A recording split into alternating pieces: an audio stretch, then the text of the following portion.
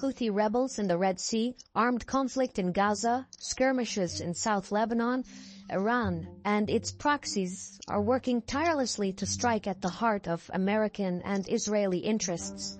From lethal attacks on U.S. forces in Jordan to precision strikes at Israel, the goal is clear: the complete expulsion of American influence from the Middle East. Some lawmakers in the West are now looking for chinks in the armor to strike back. However, Iran has held roughly the same borders for over 500 years. It has fought nearly all superpowers at their respective zeniths and lived to tell the tale. Think of the Romans, the Arabs, the Turks, the Russians, and the British, to name a few.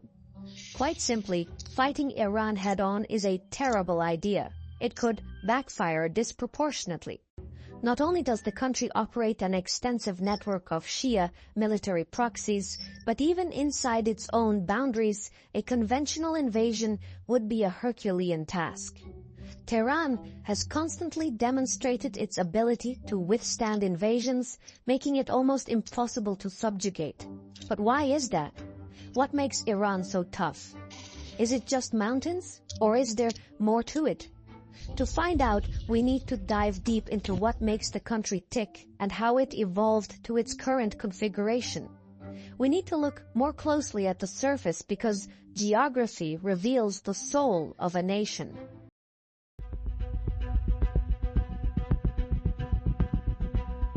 Iran is defined by its mountains. Its topographic peaks form the country's walls and encase its cities, with the most important being the Zagros Mountains. To the southwest, the Zagros gently slope down into Iraq, and to the north, they form an almost impassable border with Turkey. The only section of the western border not guarded by topography is protected by the marshes, where the Tigris and Euphrates rivers converge. Looking north, the Alborz Mountains provide another natural border, while a ribbon of lesser peaks curls around Iran's east, marking the borders with Afghanistan and Pakistan. The sea forms the final wall of the castle. Iran's coastline stretches nearly 2,500 kilometers and is split roughly between the Persian Gulf and the Gulf of Oman. Bandar Abbas, Iran's most crucial port, stands sentinel midway along the Strait of Hormuz, an artery through which about a fifth of the world's petroleum pulses. Concurrently, the Strait of Hormuz is Iran's chief geopolitical leverage. Should Tehran decide to make good on its threat and disrupt the flow of fossil fuels, the global economy would be shaken to its core. This then gives Iran substantial bargaining power when negotiating with its peers. However, when left at peace, the strait confines Iran to land power since it lacks a competing port along the Gulf of Oman that can rival Bandar Abbas. In all, geography not only serves as a boundary, but also cradles the majority of Iran's 90 million citizens. Enclosed within its borders, the Kavir and Luth deserts form vast barren plateaus that cluster the populace within a highland belt. Historically, this topographical anomaly has made Iran incredibly tough to subjugate. However, like so many things in Iran, reality cuts both ways. While the mountains protect Iran, they also contain it. Westward expansion tends to lead to conflicts with powerful empires.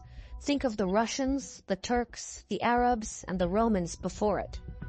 And when Iran does somehow manage to expand westward, it usually grants autonomy to the conquered territories. This strategy is mainly due to the logistics of mountainous terrain, which makes policing distant regions both challenging and expensive.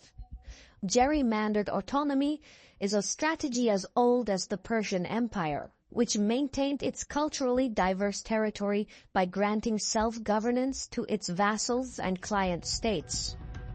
Fast forward to today, and we see a similar pattern. Iran's power projection now relies on a network of primarily Shia proxy groups, each operating with varying degrees of independence.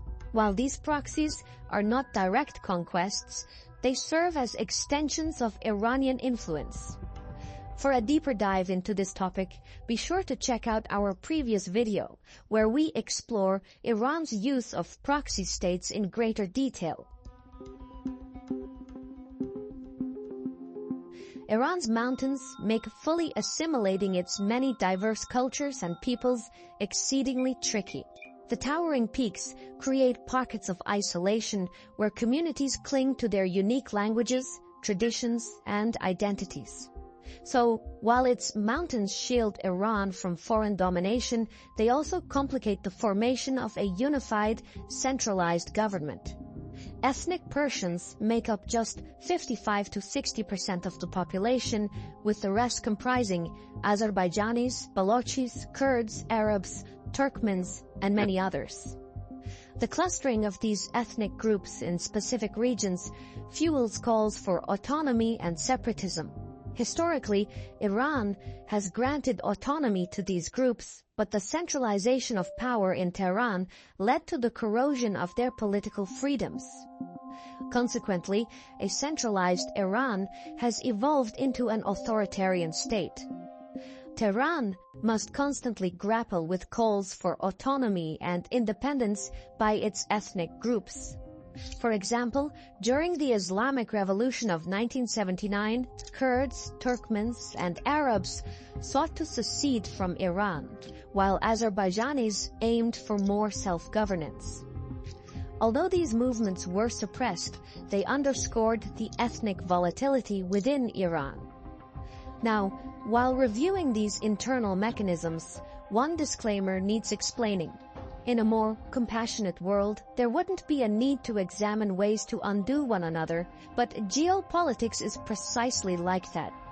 Exploiting a country's multi-ethnic population may be morally questionable, but it is a weakness nonetheless. And there are those who have no problems getting their hands dirty.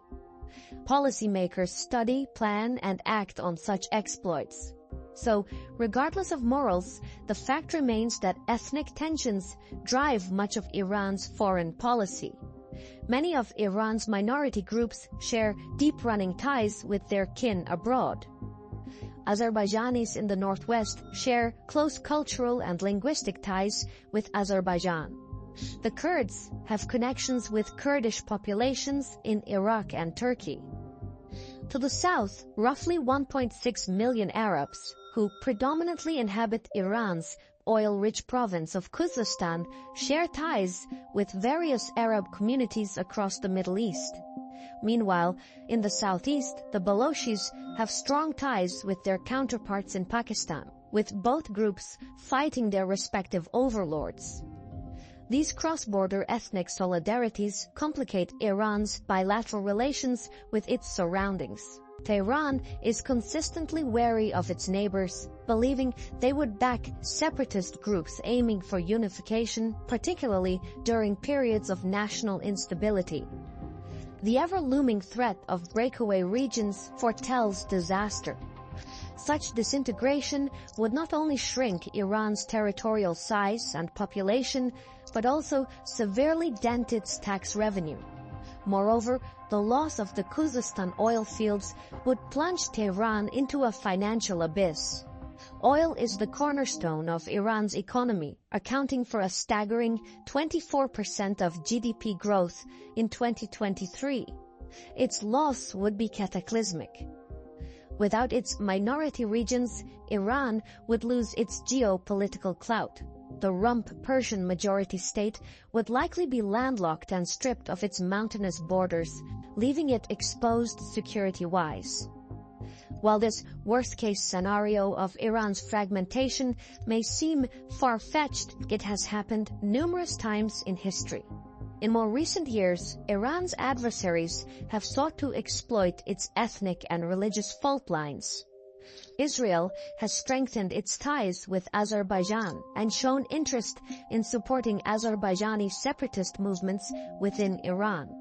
Similarly, some have linked Saudi Arabia to efforts aimed at fomenting Arab separatism in the Khuzestan province, a region with a significant Arab population that borders Iraq. Since Iran is nearly impossible to neutralize from the outside, adversaries like the United States and Israel see separatism as the only option to neutralize the threat that is Iran. However, while the threat of Balkanization exists, Iran's lack of homogeneity may not be the Achilles heel its adversaries long for. During the Iran-Iraq War, Iraqi propaganda emphasized Iran's ethnic and sectarian divides, portraying the Iranian government as Persian chauvinist oppressors of minorities. The aim was to stoke ethnic tensions and separatist sentiments within Iran. Saddam hoped that Iran's Arab minority, particularly in the oil-rich Khuzestan province, would take up arms and support the Iraqi invasion. They did not. Iraq also supported Kurdish separatist groups like the Kurdistan Democratic Party and the Patriotic Union of Kurdistan in their fight against the Iranian government, hoping their insurgency would weaken Iran. This ploy had some success initially. It forced the country to relocate resources to suppress the Kurdish rebellion.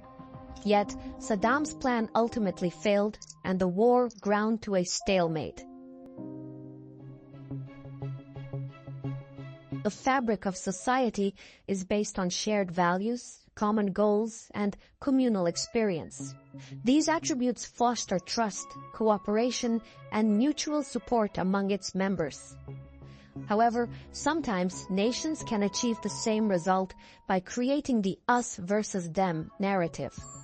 This dichotomy creates a sense of belonging and solidarity within each group while fostering separation and sometimes hostility towards the other group. During the Iran-Iraq War, Tehran heavily pushed Iranian nationalist rhetoric that put the war as a fight between Shia and Sunnis. It's the reason why Saddam's ploy failed. But to grasp the efficacy of this strategy, a glimpse into history is warranted. In 1501, Ismail I was crowned Shah in Tabriz, heralding the dawn of the Safavid Empire. Originating from the region that roughly corresponds to modern-day Azerbaijan, the new Shah went on to conquer a vast empire. But Ismail is seen as the founder of modern Iran, not because he amassed territory, but because he declared Twelver Shia Islam as the state religion of his empire. This decision unified diverse ethnic and linguistic groups under one religious identity and distinguished the Safavid dynasty from surrounding Sunni powers, like the Ottoman and Mughal empires. Promoting Shia Islam solidified Ismail's control, legitimized his rule, and laid the foundation for modern Iran's religious and cultural identity. Interestingly, Ismail himself was an ethnic minority belonging to the Azerbaijani faction, and so did his court and massive army, which proves the point that religious unity comes before ethnic loyalty. Either way, for the first time in the post-Islamic period, all of Iran's ethnic groups came together in agreement. Today, Shia Islam remains the dominant branch in Iran, with 90 to 95% of the population identifying as such. This religious homogeneity, with its shared beliefs, rituals, and religious practices, helps foster a sense of unity among the various ethnic groups. But that's not all. By promoting Shia Islam, Tehran achieves not only national unity and social cohesion, but also gains strategic leverage in places where Shia communities form a majority. So, for the Iranian state, Shia Islam lights two candles with one flame. Yet, Iran is not entirely Shia. Pockets of Sunni Muslims dot the periphery. Their ideological beliefs stand in stark contrast to those of the Shia majority. Despite attempts at integration and assimilation, many Sunnis view separatism as the only viable path forward. Among these dissenting voices, the Sunni Balochis are the most compelling faction. Their cultural and religious distinctiveness sets them apart from the Persian Shia majority. Several Balochi separatist factions are already actively waging an insurgency against Tehran. albeit at a relatively low intensity. Conversely, Iran may have overplayed its Shia card in the years following the Islamic Revolution. Even government studies show that Iranians have become less religious than before. When all the noise quiets down, faith is often unappreciated when it's imposed on people. Simply put, Shia Islam is steadily losing its cohesive power if it hasn't already. So, to keep a hold on power regardless, Tehran employs good old-fashioned brute force. It does not tolerate dissent, and when defiance arises, the security apparatus tightens its grip. Dissidents are crushed, arrested, or sent to the gallows. When mass anti-government protests erupted across Iran in 2022, the largest in nearly 4 decades, Tehran's tools of suppression kicked into full gear. State media went into overdrive, portraying protesters in provinces with large ethnic minorities as terrorists and separatists to discredit the movement. Meanwhile, hundreds of protesters were arrested and Iranian security forces deployed in full force to brutally crack down on the demonstrations. Ultimately, despite the size and scale of the protests, Iran was able to subdue them. Any foreign-backed separatist movement would inevitably face similar constraints when facing Iran's media apparatus and security forces. It would be an uphill battle from start to finish.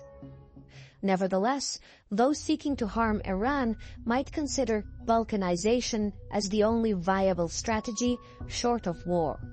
America and Israel, for instance, see Iran's ethnic minorities as cracks in the armor.